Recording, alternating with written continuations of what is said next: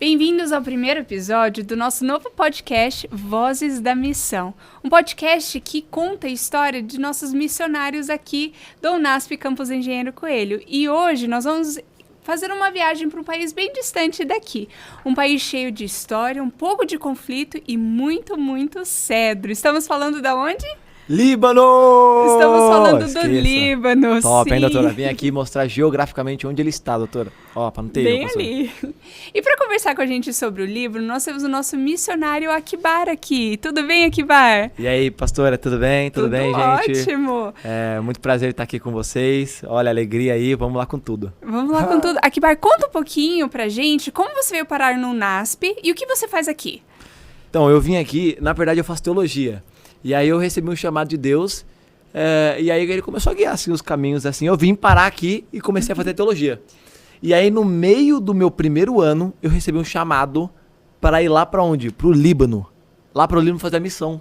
E aí eu fui lá e aceitei o chamado e fui para lá. Foi uma bênção, assim, uma das experiências mais extraordinárias que eu vivi. Ai, que legal. Nossa, top, assim. E a gente vai conversar um pouquinho sobre essa sua experiência. Mas antes da gente chegar lá, eu quero perguntar pra você, como foi esse chamado?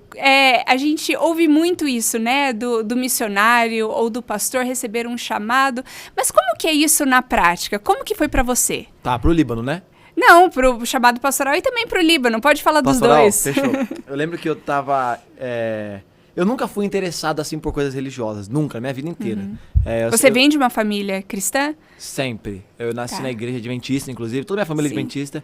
Mas, assim, eu nunca fui... Sabe aquela pessoa, assim, aquele crente de girafa que tá dentro da igreja, mas a cabeça tá lá fora? Sei, muito bem. Eu lembro que teve um JA, inclusive, que eu fui chamado pra ir lá na frente pra fazer aquelas respostas bíblicas, Sim, sabe? aham. E aí eu lembro que eu não consegui responder nenhuma, assim, eu fui zoado, assim, pelos meus amigos mais próximos e tudo mais.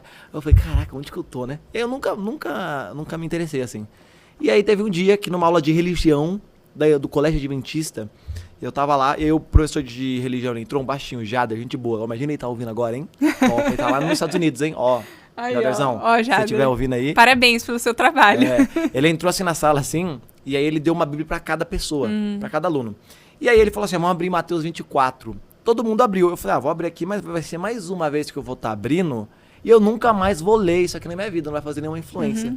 Eu lembro que, Adela, quando eu comecei a ler Mateus 24, versículo 1, assim em diante, aí Jesus ele começou a fazer o sermão dele, sermão profético dos últimos dias. E aí começou a falar o que aconteceria nos últimos dias, assim, ó. E eu lembro que aquilo fez um boom na minha mente. Parecia que tudo aquilo estava fazendo sentido. Tudo. Eu não gostava de ler. Nossa, relatório de leitura que os professores de português Sim, passavam pra sim. mim, pegava... Olha, posso nem falar, pegava do Google, mas não faça isso.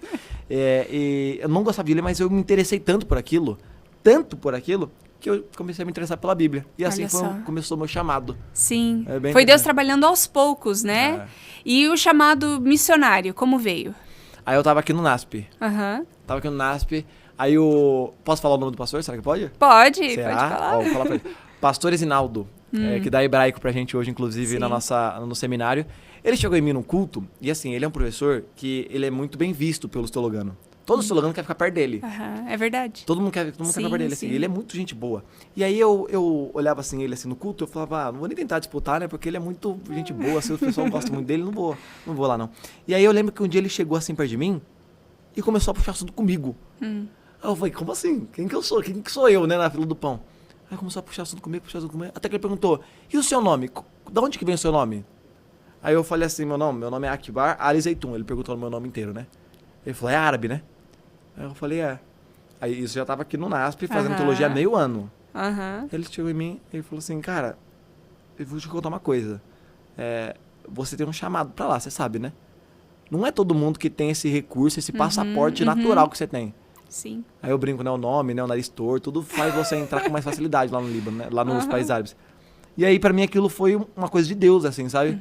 E aí eu tive aquilo como um chamado de Deus. E aí eu fui pra Bíblia, confirmou, assim, de uma forma assim absurda. Mas Deus, ele fala com a gente através das pessoas que estão ao nosso redor, né? E às vezes ele nos usa também. Você com certeza já teve um momento, eu já tive, que a gente tá vivendo uma situação e a gente ouve Deus, e eu acho que é Deus mesmo falando, conversa com essa pessoa, fale tal coisa pra essa pessoa, né? É algo incrível, é Deus nos usando, e é lindo, né? E eu vejo isso, a tua história só confirma pra mim que o chamado de Deus é sempre gradual. Ele te chama pra uma coisinha, porque... Gradativo, assim? Porque a gente, às vezes, do ponto que a gente dá início, né, ao nosso chamado, até onde ele quer nos levar, é sempre um caminho, às vezes, longo. Às vezes, nem sempre, é um caminho longo. Então, Deus vai aos poucos moldando o nosso coração, aos poucos nos chamando para fazer certas coisas, e aí a gente vai ficando confortável com cada passo até ele nos levar onde ele quer, onde ele quer chegar. E é lindo de ver como Deus ele usa pessoas para falar com a gente, ele usa professores, e ele vai falando no nosso coração, né? É tipo um quebra-cabeça, que aí com as certeza. peças vão colocando assim, aí quando vai ver assim, Deus dá um ligar da lâmpada, assim, e aí dá pra ver o quebra-cabeça inteiro. É tipo isso o chamado de Deus? Olha, cada pessoa é diferente, cada história é diferente, mas a grande maioria das histórias que eu já ouvi funcionam assim. E é bonito, não é? Bonito mesmo. Vai juntando cada peça assim. Né? Aí quando vai ver tem um mosaico, eu entendi. Deus, ele faz coisas surpreendentes na nossa vida. É só a gente deixar ser guiado por ele, né? E Ekbar, como que você foi então parar no Líbano? O pastor, ele plantou a sementinha, mas é só uma sementinha, né? Como que essa sementinha cresceu nesse desejo e aí você foi parar no Líbano? Então, eu lembro que quando eu recebi o chamado, né, já estava quase no final, já estava quase chegando no momento em que nós íamos para a missão. Então, todos os missionários que iam, já tinha feito vídeo de arrecadação né? do dinheiro. Sim, de recursos. Então, aí todo mundo já tinha postado um vídeo no Instagram pedindo a arrecadação. Só que aí, estava muito em cima já, e graças a Deus, Deus tinha me dado todos os recursos, sabe onde? Na comportagem. Olha só. Eu falei, não, sucesso, né? Já trabalhei, já ralei, agora eu tô mais tranquilo. Sim. E aí eu fui, e aí a gente realizou todas as coisas lá, todas as burocracias, e a gente foi pro Líbano. Isso era em julho. Tá, então você decidiu ir em junho. Qual foi mais ou menos o tempo? Qual que é o mês antes de junho? Maio. Eu acho que foi maio. Foi então. maio. Foi maio. Okay. Porque era tipo 1 ou 2 meses, a gente foi em julho. Nossa, foi muito rápido então. Foi. Aí eu lembro que a gente tava na campanha de comportagem no meio do ano, eu saí da campanha e vim pro NASP. E aí, em julho, no NASP, a gente foi lá pro Líbano. Tá, agora, antes de você contar sobre a sua experiência, e a gente quer muito ouvir sobre a sua experiência, conta um pouco, você mencionou que o teu nome é árabe, conta um pouco, então, a tua conexão com o Líbano. Nossa, aí tem nome diferente na família, hein? Aí tem nome diferente. Meu avô, ele veio de lá. Ele veio com 25 anos do Líbano. Ah, você é neto de libaneses, então. É, tipo isso. Tipo, acho que teve uma crise lá, uma crise no Líbano, que muitos dos libaneses mandaram um membro da família pro Brasil. Porque o Brasil era um país que aceitava os libaneses, bem São Paulo mesmo, São Paulo. Sim. E aqui era um dinheiro que era muito valorizado em relação ao dinheiro do Líbano. Olha só. E aí nisso, o que eles fizeram? Eles mandaram um membro de cada família, quase todas as famílias, né? E aí ele conseguiu o dinheiro e mandava pra família casa, lá do Líbano. Pra sustentar a casa. E aí esse cara foi meu avô. Olha só. Só que ele ficou. Aí ele, poxa, gostou daqui, né? Terra brasileira. Ah, conheceu uma brasileira? Tâmara, não tem tâmara, mas tem banana pra caramba. Que a gente bom mamão, as frutas tropicais, assim, tucano. Sim. E aí ele foi pra onde? Lá pro sul do Brasil. Aí ele conheceu a minha avó, que, nossa, que é outra, olha. Minha avó, ela é ucraniana. Olha a mistura, só. Então. A libanês com ucraniana. Sim. E aí... Um choque cultural. Foi. Aí meu avô, ele falou que ele, quando chegava aqui no Brasil, ele só sabia falar 3 ou 4 palavras. Sim. Compra, primo, tá barato, compra, primo. Ele só vender, falava né? isso. O que ele vendia? Ah, não sei. Eu lembro que ele vendia bastante coisa, na realidade. Tudo quanto é panela. Ok. Coisa assim, domésticos, assim. Sim. Ele era comerciante. Não, e os libaneses vivem disso. Inclusive, eu testifiquei lá no Líbano, hein? Sofri, hein? Nossa! Sofri, porque lá, os caras vai meio que amarrando você no negócio. Sim. E aí vai fazendo você comprar quando você tá com 30 coisas. E você não tem coragem de falar não pra eles. Nossa, é louco, mal medo, né? Sim. E aí, meu avô aqui no Brasil, ele casou com a minha avó. O nome do meu avô, Sleiman Ali Zeitun. Sleiman Ali Zeitun, o nome do meu avô. Aí traduziu, né? Foi batizado aqui no Brasil com o nome de Salomão. Salomão, parece um pouquinho. Sim. Aí teve filho, né? Meu pai, meu tio, né? E aí eu. Aí eu puxei. Só que meu pai, você olha pro meu pai assim, você acha que ele é ucraniano, você acha que ele é russo. Entendi. Porque ele é rosado, ele é branco assim. E aí eu saí com um cara de árabe. Eu falei, sucesso. Deu beleza. Foi Deus, então. E você já tinha ido pro Líbano antes dessa viagem missionária? Nunca. Nunca, foi sua primeira vez. Conta pra gente como foi. Ah, foi top, nossa. Eu lembro que a gente chegou lá, pra chegar no Líbano, a gente precisava primeiro passar por Dubai. Entendi. Aí, nossa, imagina, a gente nunca saiu de São Paulo, né, Léo? Aí chegando em Dubai, assim, em Dubai, e esse negócio assim, os shake passando e tudo mais. E aí de Dubai a gente foi pro Líbano. Quando a gente chegou no Líbano, nossa, que cidade linda. Nossa, é uma cidade, Beirute, que é a capital. Eu falei do Líbano, mas é Beirute. Beirute, que é a capital do Líbano, é uma cidade que tá bem na orla, é uma praia. E aí, tipo assim, ia ser uma cidade com muitos prédios bonitos. Então, vem assim, ó, aqui tá o mar, ó, aqui tá tudo mar. Sim. A cidade tá pra cá. Veio o avião do mar entrando na cidade e aqui a gente passava pelo meio dos prédios com o avião, cara. Nossa, que legal. Nossa, muito lindo, assim. E a cultura a gente desceu, assim, é totalmente diferente. Tem um pouquinho, assim, parecido com São Paulo, tem um pouquinho assim, lá na capital. Mas, assim, em geral, assim, o Líbano é lindo. Lindo, pastor, é lindo, lindo, lindo. E o que vocês foram fazer no Líbano? A gente foi fazer 2 projetos. Tá. O primeiro projeto é esse aqui que eu tô vestido. Sim. Winners. Sim. Que é uma missão que a gente tem no Líbano, guiada por majoritariamente brasileiros, maioria brasileiros, que trabalham com a sociedade libanesa e os refugiados da Síria. Ou seja, o forte do Winners é esse aqui, ó. O futebol. Ah, olha só. E aí, brasileiro é passaporte pro mundo, né? Onde você for com a camisa do Brasil, os caras acham que você é o Ronaldinho Gaúcho ali, né? Joga a bola, você vai, faz embaixadinha aí. E aí, eles trabalham com costura, ensinar inglês pras crianças, a aprender a informática. Eles ensinam, assim, é um projeto social muito influente no interior do Líbano Winners. Entendi. Essa é a primeira. E a segunda, a gente foi lá com a MEU. Tá, o Winners não é em Beirute, então? Isso, não. Não, tá, é no interior. Boa, é uma cidade chamada Anja. Tá bom. É uma cidade chamada Anja, que fica do lado de uma cidade chamada Magdal. Tá. Anja é cristã e Magdal é muçulmana. Olha. Anja é pequeno, Magdal é gigante. É engraçado, porque é um choque de realidade gigante. Você passa de uma cidade pra outra, assim. É um bairro, como se fosse diferente, assim. Mas o Líbano, predominantemente, é um país muçulmano. País muçulmano. Quando tava lá, era 60% era muçulmano. Tá. Aí os outros 30%, 40%, né? Mas 30% era, tipo, entre católico, drusos, que eu não sei. Outras religiões. E aí teve um pouquinho, assim, que é evangélico. Entendi. Entendi. Então vocês foram... E você participou dos 2 projetos? Primeiro o Winner, segundo da Middle East University. Ó o inglês. Ó, eu treinei isso aqui pra falar aqui, hein? Que é a MEU, que é a Universidade do Oriente Médio lá, né? Sim. Que é a Middle East University. Aí lá a gente fez trabalho mais... com menos contato com a sociedade. Que foi, por exemplo, pintar o estacionamento, ajudar na reforma da universidade, que foi, assim, uma incrível experiência também. Ali em Beirute, aí a Universidade em Beirute. A Universidade de Beirute. E a gente foi lá nesses 2. Então, Winners e a MEU, a Middle East University. A gente ficou nesses 2 projetos. Top, doutor. E agora conte pra gente uma experiência que te marcou durante a missão. Marcou? É. Mas, assim, qual parte? Eu acho no aspecto de você ver Deus trabalhando ali. Tá.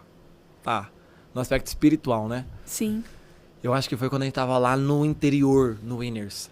Que lá era tipo assim, a gente ficou a semana fazendo o Summer Camp, que é como se fosse um projeto de verão com as crianças. Então tinha crianças de 7 a 12 e de tarde de 12 a 17 anos. E a gente trabalhava com elas e de uma forma assim bem camuflada a gente falou de Deus para elas. Então o que a gente abordou?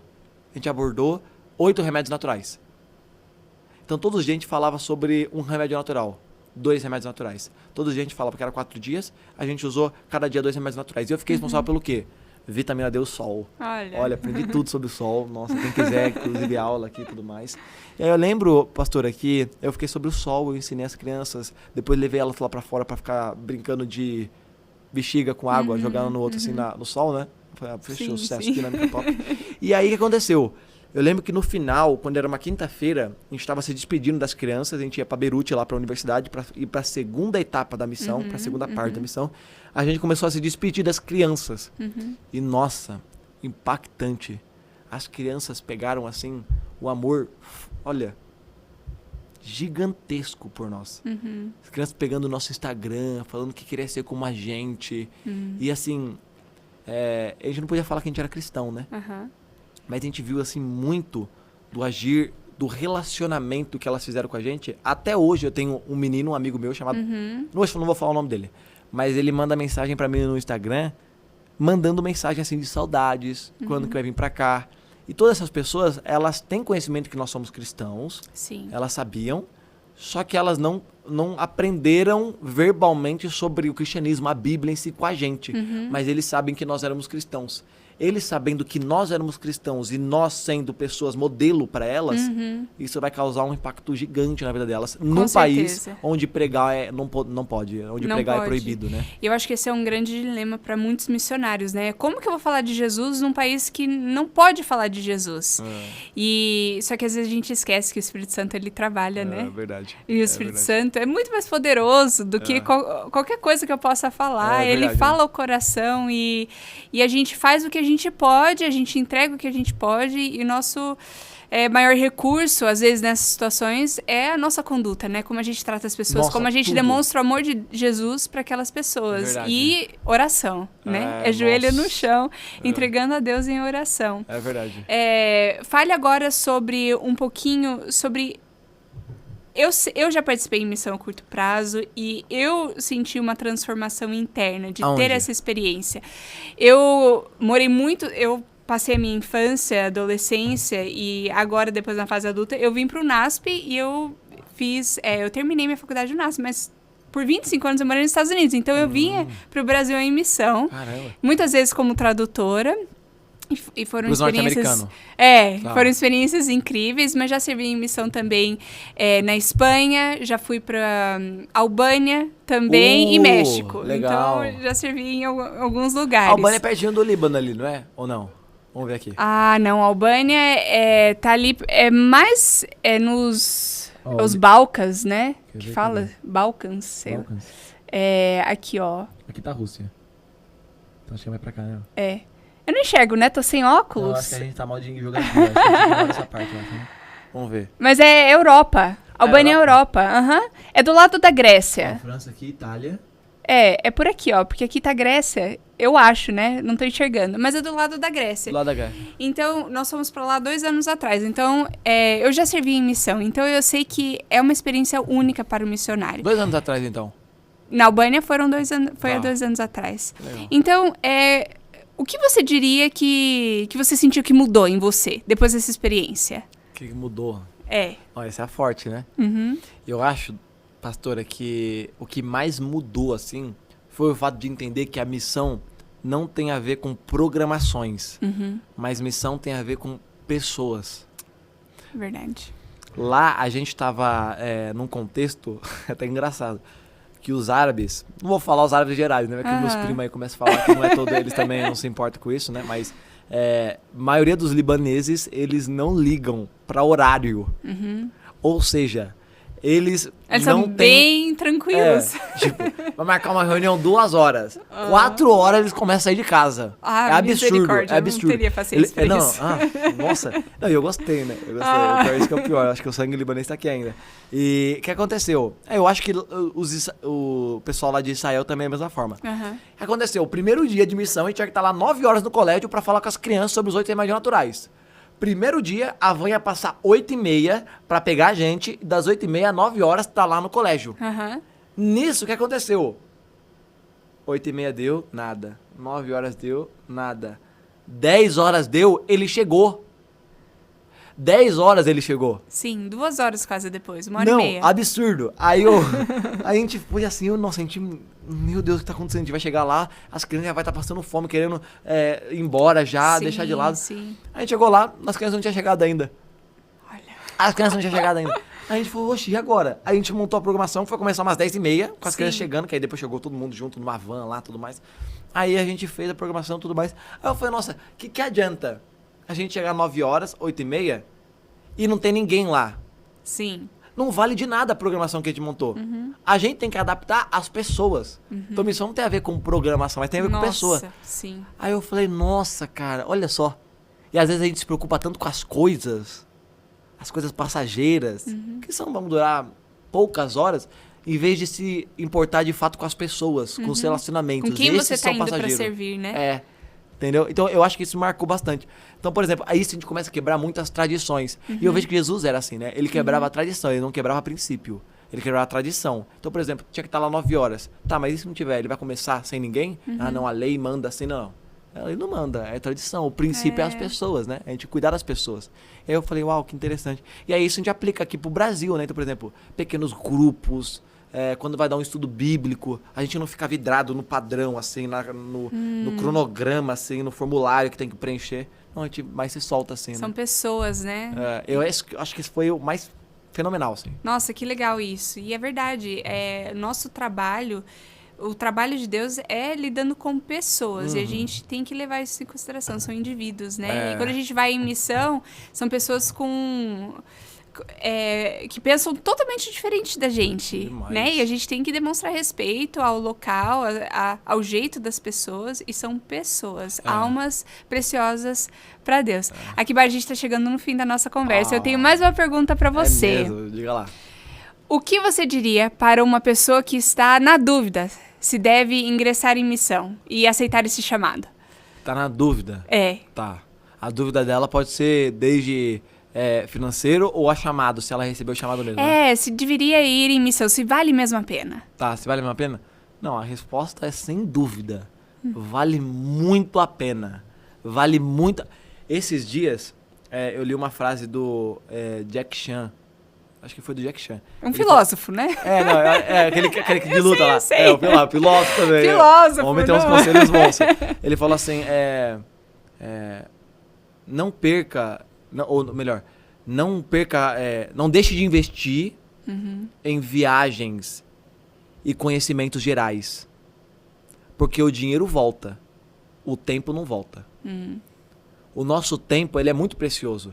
E a juventude, o tempo da juventude, da jovialidade, é algo que passa e não volta. É só uma vez na vida.